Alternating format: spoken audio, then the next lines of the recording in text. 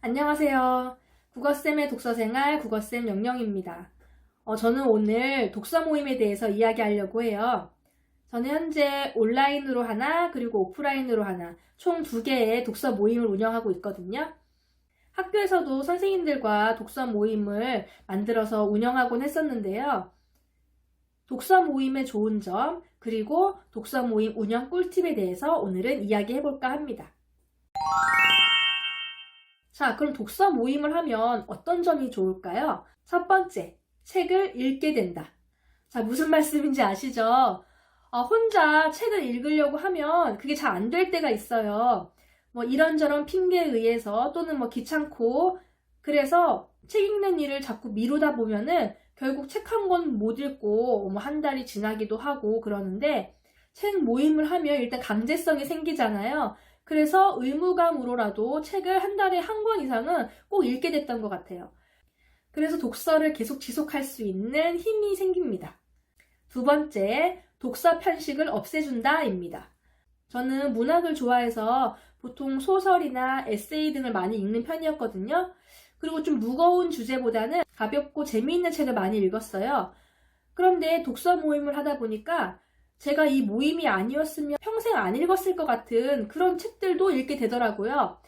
철학, 과학, 경제, 경영 이런 책들까지 다양한 분야의 책을 읽게 됐는데 그런 책들 중에서 또 너무 좋은 책을 발견하게 된 거예요.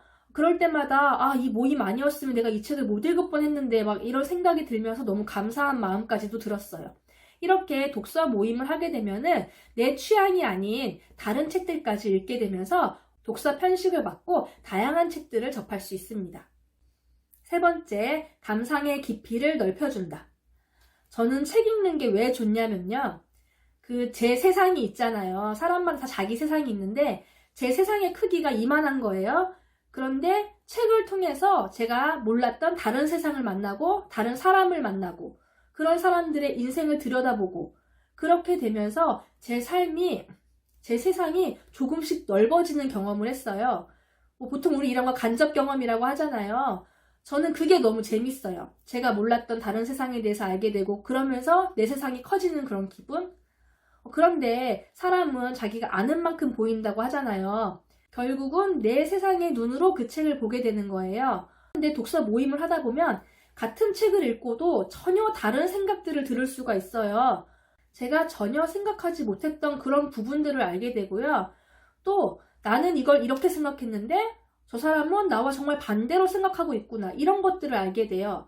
그러면서 내 생각이 전부가 아니라는 것을 알게 되죠. 조금 더 남을 이해하고 내 생각, 내 관점, 그리고 나밖에 몰랐는데 다른 사람의 관점, 다른 사람의 생각을 듣고 이해하게 되고 그러면서 남을 좀 더 배려하고 다른 사람의 삶을 잘 이해하는 사람은 자기의 삶도 잘 이해할 수 있거든요. 저는 그런 경험들이 너무 소중했어요.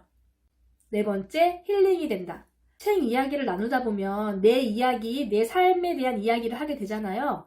근데 우리가 언제 평상시에 그런 얘기를 해보겠어요? 보통 친구들이나 또 사람들하고 만나면은 그냥 가벼운 이야기, 연예인 이야기, 드라마 이야기, 저 같은 경우는 엄마들 만나면 아이 이야기 이런 거밖에 안 하잖아요. 그냥 일상의 이야기밖에 안 하는데 책을 읽고 나서는 그 책 이야기를 하면서 나의 이야기, 나는 이런 생각을 하고 살고 또 이렇게 살고 싶고 이런 이야기를 하는 거예요. 내가 갖고 있는 일상의 생각들을 다 내려놓고 나를 들여다보는 그런 시간을 갖게 되니까 그게 너무 힐링이 돼요. 그렇게 힐링이 되고 충전이 되어서 그것이 또 다른 일상을 살아가는 힘이 되어주기도 합니다. 마지막 5번째는 친구 사귀기. 자, 책을 통해 이야기를 하다 보면 나와 가치관이나 취향이 맞는 그런 사람들도 있잖아요. 되게 좋은 사람들을 만나고 그러면서 또 좋은 친구를 사귈 수 있는 기회가 되는 것 같아요. 저희가 학창시절에는 친구를 많이 사귀지만 사실 사회 나와서는 친구 사귀는 게 쉽지 않죠. 마음에 맞는 사람 만나기도 참 쉽지 않은데 그렇게 책 이야기를 통해 진솔한 관계를 만들어가고 그러면서 또 좋은 친구를 사귈 수 있는 계기가 되는 것 같아요. 제가 이렇게 독서 모임의 좋은 점을 5가지를 이야기했는데요. 자, 모임에 가입하고 싶어지셨나요? 자, 그럼 제가 독서 모임을 운영하는 꿀팁을 또 이야기해드리도록 하겠습니다. 자, 첫 번째는 책 고르는 방법인데요. 책을 선정할 때 제가 처음에는 한 사람씩 다 도서를 한 권씩 추천하라고 했어요. 그 다음에 그 중에서 뽑으려고 했는데 그렇게 하다 보니까 자꾸 어떤 사람이 추천한 도서는 선정이 안 되는 경우가 생겨요. 그렇게 되면 마음 상하는 일이 생길 수도 있잖아요. 그래서 책 추천을 한 사람이 하기로 했어요. 한 사람이 한 4-5권 정도의 책을 추천을 하면은 그 중에 다른 사람들이 이제 투표를 통해서 고르는 거예요. 이때 한 권씩만 투표하게 하지 말고 한 2권 정도씩 투표하게 하는 것이 좋아요.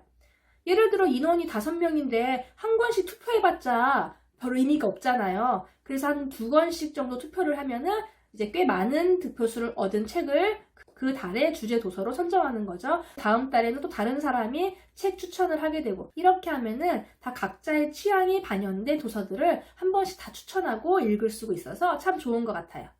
2번째, 느낀 점이나 뭐 좋았던 점, 자기 생각 이런 거 말하라고 하면 너무 부담스럽지 않으세요?